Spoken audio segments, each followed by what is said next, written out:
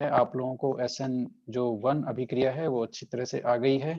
और chapter number 10 halo alkane हम लोग पढ़ रहे हैं और इसमें हम लोग आज डिस्कशन करने वाले हैं SN2 अभिक्रियाओं का। तो जैसा कि सबसे पहला डिफरेंस यहीं पे क्रिएट हो जाता है, आप लोग बुक में देखते रहो भाई, सब के सब बुक में देखते रहो, है ना। और यहाँ भी देखते रहो कि मैं कहाँ चल रहा हूँ और बुक में भी नजर रखो। सबसे पहला पॉइंट है कि वो SN1 जो थी वो 2 स्टेप में पूरी हो रही थी, ये एक ही स्टेप में पूरी होती है। इसका मतलब यहाँ पर मध्यवर्ती नहीं बनता। सुन लो भाई, यहाँ पर मध्यवर्ती नहीं बनता। वहां मध्यवर्ती कार्बोकैटायन बन रहा था, यहाँ पर कोई मध्यवर्ती नहीं बनता। तो यहाँ पर क्या बनता है, यहाँ पर संक्रमण अवस्था बनती है। ठीक है, ये दूसरा पॉइंट है, वहां पर संक्रमण अवस्था नहीं थी, यहाँ पर संक्रमण अवस्था बनती है और मध्यवर्ती नहीं बनता। अब मध्यवर्ती और संक्रमण अवस्था में क्या अंतर है? ये तो क्या बोलते हैं, एक पॉइंट हो गया कि मध्यवर्ती क्या होता है, संक्रमण अवस्था क्या होती है। मध्यवर्ती यानी इंटरमीडिएट और संक्रमण अवस्था यानी ट्रांजिशन स्टेट। चलो चलो मैं बताता हूं। बेसिकली मध्यवर्ती वहां बनता है जहां एक से अधिक जो स्टेप्स होती है रिएक्शन में, वहां मध्यवर्ती बनता है। और मध्यवर्ती स्टेबल होता है, उसे हम सेपरेट कर सकते हैं। ठीक है, ट्रांजिशन स्टेट बेसिकली क्या होती है? ट्रांजिशन स्टेट वो होती है जहां पर बनने वाले बॉन्ड पूरी तरह से बने नहीं होते हैं और टूटने वाले बॉन्ड पूरी तरह से टूटे नहीं होते हैं, है ना। मतलब ट्रांजिशन अवस्था स्थायी नहीं होती, इसे हम अलग से सेपरेट नहीं कर सकते। ट्रांजिशन अवस्था को हम अलग से पृथक नहीं कर सकते, सेपरेट नहीं कर सकते। मध्यवर्ती को हम आइसोलेट कर सकते हैं और मध्यवर्ती स्थायी होता है, ट्रांजिशन अवस्था अस्थायी होती है और उसको सेपरेट नहीं कर सकते। ठीक है, अब ये जो एक पद में अभिक्रिया हो रही है, इसको हम देखो कैसे समझ सकते हैं। इसको SN2 को बहुत सिंपल सा है। यहाँ पर कोई भी केमिकल रिएक्शन होती है उसमें बॉन्ड, पुराने बॉन्ड टूटते हैं और नए बॉन्ड बनते हैं। ठीक है, अब यहाँ पर ट्रांजिशन स्टेट बन रही है, ट्रांजिशन स्टेट बन रही है। इसका मतलब यहां पर बॉन्ड का बनना, सुन लो भाई, SN2 अभिक्रिया एक ही स्टेप में हो रही है। इसका मतलब क्या हुआ? बॉन्ड का बनना मतलब पुराने बॉन्ड का टूटना और नए बॉन्ड का बनना, ये एक ही स्टेप में होते हैं। जबकि SN1 में ऐसा नहीं था। आपको ध्यान होगा, पहली स्टेप में बॉन्ड टूट रहा था और अगली स्टेप में न्यूक्लियोफाइल आक्रमण कर रहा था तो नया बॉन्ड बन रहा था। यहां पर ऐसा नहीं है, बॉन्ड का बनना बॉन्ड का टूटना दोनों एक ही स्टेप में होते हैं। ठीक है, SN2 में। अब अगला पॉइंट देखते हैं क्या कहती है हमारी बुक। अच्छा, हमारी बुक ने कह दिया कि ये आक्रमणकारी न्यूक्लियोफाइल इस पे आक्रमण करता है और निष्कासित हो जाता है। ठीक है, विपरीत दिशा से। ये लो भाई, ये बड़ा इंटरेस्टिंग पॉइंट आ गया कि इसमें पश्चाक्रमण होता है, बैक साइड अटैक होता है इसमें। जो एल्किल हैलाइड होता है उस पे बैक साइड अटैक होता है। चलो इसको देखेंगे अभी, फटाफट ये पॉइंट ले लेते हैं, फिर हम सीधा ब्लैक बोर्ड पे चलते हैं।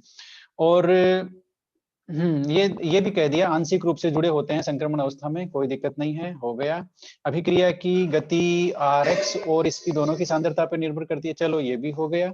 और इसमें वार्डन इन्वर्जन होगा। चलो हम वहीं चलते हैं एक बार के लिए, हम सीधा चलते हैं ब्लैक बोर्ड पे और लेते हैं एक कोई भी SN2 अभिक्रिया। हम पहले कर लेते हैं इंक चेंज। Okay, yes. तो अब ये मैंने एक लिया कंपाउंड C और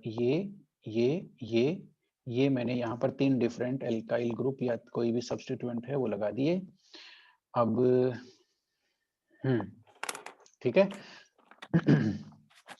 या फिर एक बार के लिए हम लोग क्या करते हैं, इसको केवल CH3 लेते हैं।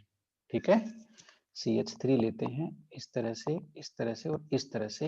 ये लिया H, ये लिया H और ये लिया H। ठीक है, अब यहाँ पर ये लिया X, है ना, ये हमारा एल्काइल हैलाइड हो गया। अब ये लिया हमने न्यूक्लियोफाइल, न्यूक्लियोफाइल इस पर आक्रमण करेगा। देख लो भाई, सबसे पहला कि ये सिंगल स्टेप में होता है और न्यूक्लियोफाइल बैक साइड अटैक करता है। ये देखो न्यूक्लियोफाइल इधर से बैक साइड से आएगा, क्योंकि उधर फ्रंट साइड पे तो हेलोजन जुड़ा हुआ है, तो न्यूक्लियोफाइल आया बैक साइड से। न्यूक्लियोफाइल बैक साइड से आके बॉन्ड बनाएगा और X इधर से अपने इलेक्ट्रॉन लेके निकल लेगा, लेकिन उससे पहले बनेगी संक्रमण अवस्था, जो कि अस्थायी होती है और जिसे हम अलग नहीं कर सकते। संक्रमण अवस्था में आंशिक रूप से देखो, बनने वाले बॉन्ड पूरी तरह से टूटे नहीं होंगे और बनने वाले बॉन्ड पूरी तरह से बने नहीं होते हैं और टूटने वाले बॉन्ड पूरी तरह से टूटे नहीं होते हैं। ठीक है, वो इस तरह से संक्रमण अवस्था बनती है। और संक्रमण अवस्था में हम लोग इस तरह से दिखा सकते हैं संक्रमण अवस्था को। एक तो हमें दिखाना पड़ेगा प्लेन में हाइड्रोजन, देखो इस तरह से हो गया। एक हाइड्रोजन हमें दिखाना पड़ेगा प्लेन के पीछे, और एक हाइड्रोजन हमने दिखा दिया प्लेन के ऊपर। ठीक है, ये तो हो गए 3 हाइड्रोजन। अब ये जो बंध है CX का, ये आंशिक रूप से बना हुआ है, और ये न्यूक्लियोफाइल का है, ये भी आंशिक रूप से बना हुआ है। ये लो भाई, अब ध्यान से देखो, जहां पर मैं 1 नंबर लिख रहा हूं वो नया बनने वाला बॉन्ड है, और जहां पर मैंने 2 नंबर लिखा है वो टूटने वाला बॉन्ड है, वो टूटेगा और 1 नंबर को बनना है। तो संक्रमण अवस्था में दोनों बंध आंशिक रूप से बने हुए हैं। ये संक्रमण अवस्था है, ट्रांजिशन स्टेट। इसमें दोनों बंध आंशिक रूप से बने हुए हैं, और संक्रमण अवस्था क्या होती है, अस्थायी होती है, और इसे सेपरेट नहीं कर सकते। इसमें टूटने वाले बंध पूरी तरह से टूटे नहीं होते हैं, बनने वाले बंध पूरी तरह से बने नहीं होते हैं, आंशिक रूप से बने हुए होते हैं। ये संक्रमण अवस्था है। ठीक है, जिसकी संरचना कैसी होती है, ट्राइगोनल बाइपिरामिडल स्ट्रक्चर आपने देखी है, sp3d जो हाइब्रिडाइजेशन होता है उसकी स्ट्रक्चर, है ना। तो इसकी स्ट्रक्चर ट्राइगोनल बाइपिरामिडल के जैसी होती है। ठीक है, ट्रांजिशन स्टेट की, है ना। तो अब क्या होगा भाई, अब आगे की स्टेप में टूटने वाला बॉन्ड पूरी तरह से टूट जाएगा, बनने वाला बॉन्ड बन जाएगा, और ये न्यूक्लियोफाइल पीछे से अटैक कर रहा है, इसलिए इस तरह का स्ट्रक्चर हो जाएगा। ये लो, हाइड्रोजन अब इधर आ गए सारे के सारे, जो पहले उधर झुके हुए थे अब इधर झुके हुए हैं, और X माइनस पूरी तरह से बाहर निकल गया, लिविंग ग्रुप जिसको बोलते हैं। ये आपके सामने SN2 अभिक्रिया की, SN2 अभिक्रिया है, इस तरह से होती है। एक स्टेप में संक्रमण अवस्था बनती है, पीछे से अटैक होता है, पीछे से अटैक होने की वजह से देखो क्या हुआ, इसको हम बाद में लेंगे। अभी मैं यही समझा देता हूं कि ये जैसे एक हमने लिया अम्ब्रेला, ये देखो ये जो मॉलिक्यूल है जहां पर मैंने अंडरलाइन किया है RX एल्किल हैलाइड, है ना। ये एल्किल हैलाइड को हम लोग इस तरह से मान सकते हैं कि ये इस तरह से है ना। अभी ये इस तरह से है ये मॉलिक्यूल, ठीक है। और जैसे ही हम प्रोडक्ट बनेगा, है ना, तो प्रोडक्ट बनने के बाद ये किस तरह से हो जाएगा, प्रोडक्ट बनने के बाद ये इस तरह से हो जाएगा, देखो हो गया ना इस तरह से, है ना। तो एक तरह से ये कैसे होता है मैं बताऊं आपको, या फिर इसको हम ज्यादा अच्छी तरह से लेंगे तो हम इस तरह से भी ले सकते हैं कि जैसे तेज हवा चलने पर हमारी जो छतरी होती है वो पलट जाती है ना, छतरी इस तरह से होती है और फिर वो इस तरह से हो जाती है ना, छतरी हमारी पलट जाती है। तो उस तरह से यहाँ पर भी जो मॉलिक्यूल का विन्यास है वो विपरीत हो जाता है। इसे हम स्टीरियो केमिस्ट्री में जब डिस्कस करेंगे तब हम लेंगे, यहाँ पर एक बार के लिए हम इसे छोड़ते हैं, ठीक है। तो अब इसमें आगे क्या पॉइंट है बताना जरा। अब यहाँ पर हम इंपॉर्टेंट चीज ये देखते हैं, देखो यहाँ पर एक ही स्टेप है, तो यहाँ पर अभिक्रिया की जो दर है, अभिक्रिया की दर, अभिक्रिया का वेग वो किसके समानुपाती हुआ, वो RX एल्किल हैलाइड भी भाग ले रहा है अभिक्रिया में, इसकी सांद्रता, और किसकी सांद्रता, न्यूक्लियोफाइल, क्योंकि ये दोनों इस रिएक्शन में भाग ले रहे हैं और एक ही स्टेप की रिएक्शन है, इसलिए अभिक्रिया की दर इन दोनों की सांद्रता पर निर्भर करती है ना। इसीलिए यह अभिक्रिया है द्विअणुक। द्विअणुक का मतलब वेग निर्धारण पद में या इस अभिक्रिया में एक ही स्टेप है, तो इस अभिक्रिया में दो अणु भाग ले रहे हैं, एक RX एक न्यूक्लियोफाइल। ये देखो ये RX है ये न्यूक्लियोफाइल है, दोनों भाग ले रहे हैं, इसलिए ये हो गई SN2। SN2 का मतलब है सब्स्टिट्यूशन न्यूक्लियोफिलिक बाईमोलिकुलर। बाईमोलिकुलर का मतलब ये देखो इस तरह से लिखते हैं, SN छोटा और 2S के बराबर साइज का। तो SN सब्स्टिट्यूशन न्यूक्लियोफिलिक, और 2 का मतलब है, बोलना जरा 2 का मतलब क्या है, बाईमोलिकुलर। बाईमोलिकुलर, बाईमोलिकुलर, ठीक है। अब स्टीरियो केमिस्ट्री हम लोग लास्ट में लेंगे, उससे पहले मैं कुछ इंपॉर्टेंट चीजें आप लोगों को बताना चाहता हूं। इस अभिक्रिया में जो RX हैं, तीनों RX हैं हमारे, जैसे हमने बात करी प्राइमरी सेकेंडरी टर्सरी RX, तो टर्सरी RX लिया और सेकेंडरी RX लिया और प्राइमरी RX लिया। अब मैं इनके एग्जाम्पल भी लिख देता हूं आपके सामने, ये टर्सरी RX का एग्जाम्पल है और ये सेकेंडरी RX का एग्जाम्पल है। यहाँ पे हमने H लिया और कार्बन और कार्बन और ये X, ठीक है। ये है प्राइमरी RX, यहाँ पे हाइड्रोजन, एक जगह और हाइड्रोजन, और ये C। ठीक है, ये मैंने 3 लिए हैं। अब मुझे अब मैं आपको ये एक चीज बताना चाहता हूं, वो ध्यान से सुनना। मैं तीनों जो एल्किल हैलाइड है उनकी क्रियाशीलता का क्रम बताने जा रहा हूं। SN, इसके लिए पहले मैं SN1 का याद दिला दूं। SN1 में क्रियाशीलता का निर्धारण हमने किया था कि कौन से RX का कार्बोकेटाइन ज्यादा स्थायी है। ठीक है, कौन से RX का कार्बोकेटाइन ज्यादा स्थायी है, उसकी क्रियाशीलता SN1 के लिए अधिक थी। यहां पर कार्बोकेटाइन तो बन नहीं रहा, तो क्रियाशीलता के लिए हम किस चीज को आधार बनाएंगे? ये देखो इंपॉर्टेंट चीज क्या है, ये न्यूक्लियोफाइल बैक साइड से अटैक कर रहा है। मैं जो बता रहा हूं उसको ध्यान से देखिए, न्यूक्लियोफाइल बैक साइड से अटैक कर रहा है, और बैक साइड से अटैक तभी कर पाएगा जब इस कार्बन तक पहुंचने के लिए इसको रास्ता मिलेगा। बात ध्यान से समझो, कार्बन तक पहुंचने के लिए पीछे से इसको रास्ता मिलेगा, तभी ये अटैक कर पाएगा, अदरवाइज नहीं कर पाएगा। अब इसको रास्ता कब मिलेगा? जब ये जो ग्रुप है, जहां पर मैं गोला कर रहा हूं हाइड्रोजन, यहां पर 3 ग्रुप छोटी साइज के जुड़े हों। जब ये छोटी साइज के ग्रुप जुड़े होंगे, तब ये न्यूक्लियोफाइल को आसानी से रास्ता मिल जाएगा और ये कार्बन तक पहुंच जाएगा और उस पर अटैक कर देगा। यदि यहाँ पर बड़ी बड़ी साइज के ग्रुप जुड़े हुए हैं, है ना, जैसे मैं एग्जांपल बना करके बताता हूं, ये मैंने बनाया टर्सरी RX का एग्जांपल। यहाँ पर 3 मिथाइल ग्रुप जुड़े हुए हैं, मान लेते हैं CH3, CH3 और CH3। अब ये बड़ी बड़ी साइज के ग्रुप जुड़े हुए हैं, देखो। तो यहाँ पर न्यूक्लियोफाइल जो पीछे से आएगा उसके लिए अटैक करना मुश्किल हो गया, कार्बन तक पहुंचना मुश्किल हो गया। इसको बोलते हैं त्रिविम बाधा। क्या बोलते हैं? त्रिविम बाधा। तो यहां पर कौन सा फैक्टर हो गया जो क्रियाशीलता का निर्धारण करेगा? त्रिविम बाधा जो फैक्टर है वो क्रियाशीलता का निर्धारण करेगा। जिस RX में, सुन लो भाई, इंपॉर्टेंट पॉइंट, जिस RX में त्रिविम बाधा ज्यादा है, वहां पर न्यूक्लियोफाइल अटैक नहीं कर पाएगा और उसकी क्रियाशीलता SN2 के लिए क्या हो गई? बोलना जरा। SN2 के लिए क्रियाशीलता क्या हो गई? बोलो। कम। कम हो गई। किसकी? कौन से की कम हो गई? बताना जरा। जिसमें त्रिविम बाधा सबसे ज्यादा है। अच्छा, त्रिविम बाधा किसमें आएगी? त्रिविम बाधा टर्सरी में सबसे ज्यादा आएगी। देखो, टर्सरी में 3 मिथाइल ग्रुप जुड़े हुए हैं, ये ज्यादा स्पेस में ज्यादा एरिया कवर करेंगे, है ना। यहाँ पर 2 मिथाइल ही है तो यहाँ पर थोड़ी सी जगह मिलेगी। यहाँ पर एक ही मिथाइल है, ये देखो, तो यहाँ पर और जगह मिलेगी। और यदि मिथाइल हो, जो हमने एग्जाम्पल में लिया है, यदि ये मिथाइल हो, यदि हम ये लेंगे, तो यहाँ पर तो तीनों ही छोटे छोटे एटम जुड़े हुए हैं हाइड्रोजन, तो न्यूक्लियोफाइल को एकदम खुला रास्ता मिलेगा, है ना, तो वो आराम से इस तक आ सकता है। ठीक है, इसका मतलब ये हुआ कि ये लो, अब मैं ऑर्डर लिख देता हूं, बताओ सबसे ज्यादा क्रियाशील कौन है? 1 डिग्री। बोलना जरा। 1 डिग्री।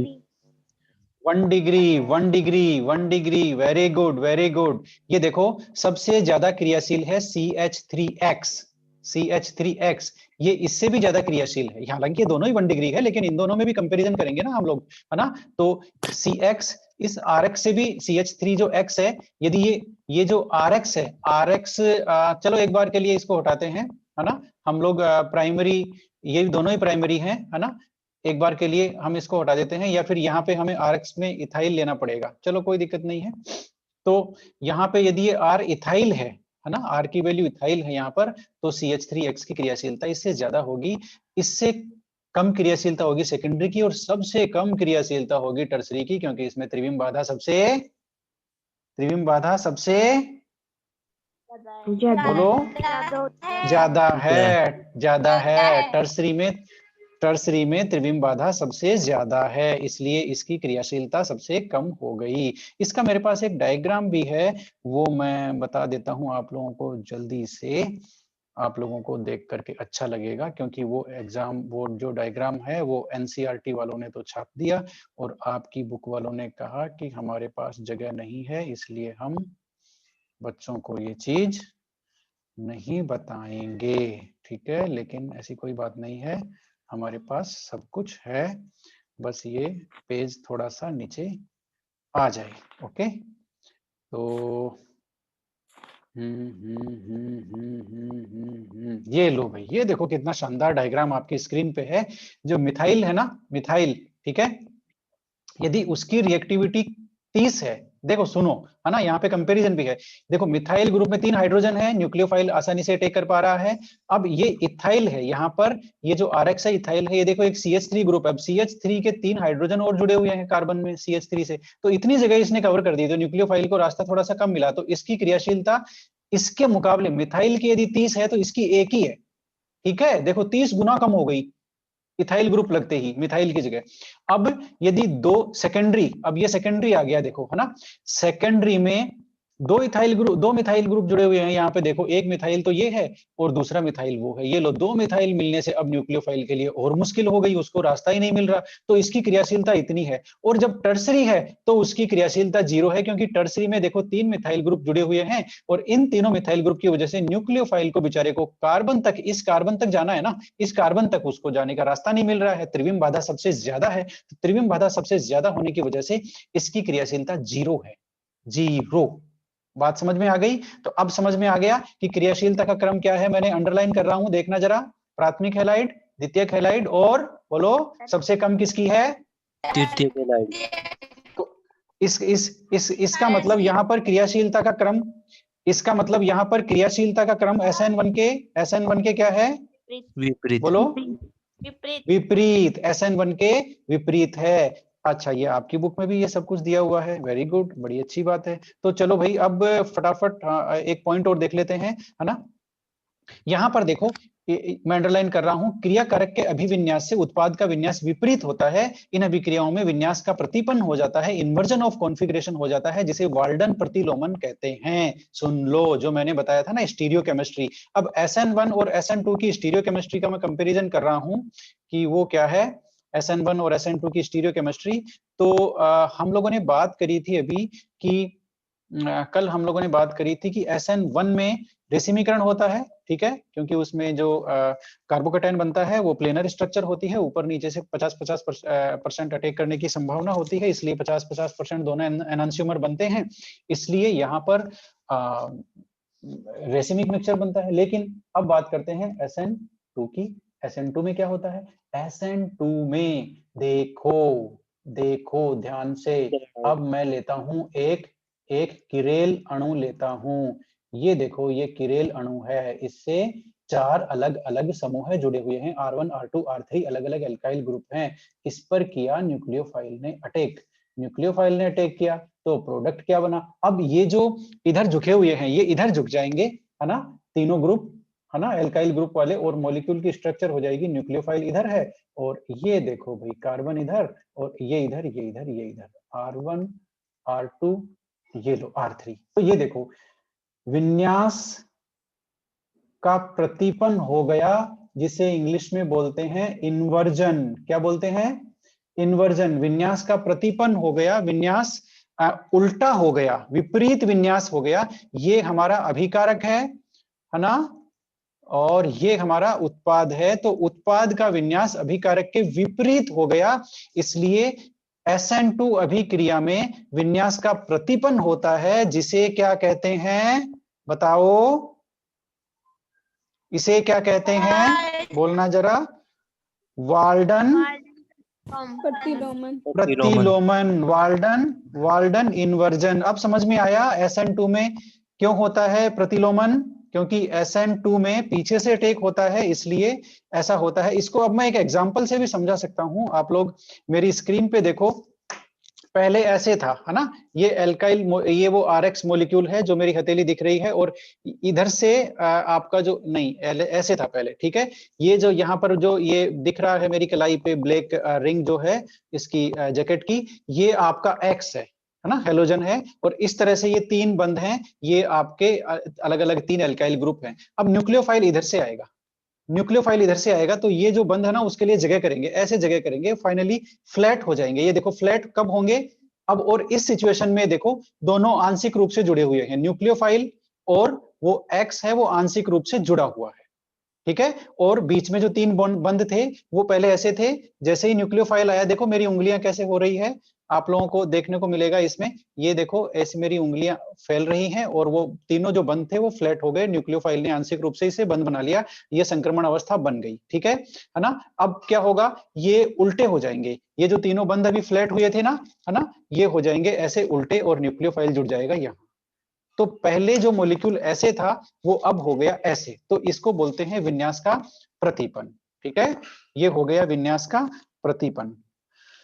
चलो भाई, अब तो हमारी जो SN2 है उस वो लगभग खत्म हो गई और हमने इनका जो स्थायित्व का क्रम है वो भी हमने देख लिया। अब हम आपकी बुक में देख लेते हैं एक बार के लिए क्या क्या इन्होंने दिया है क्या नहीं दिया है।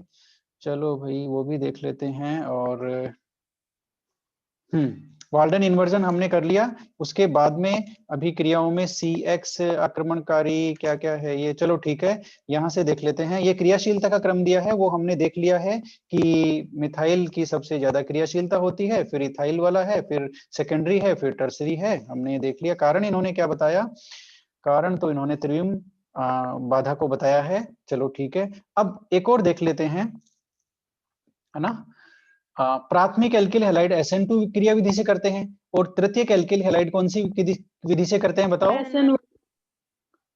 SN1, ये हमने कल देख लिया, है ना।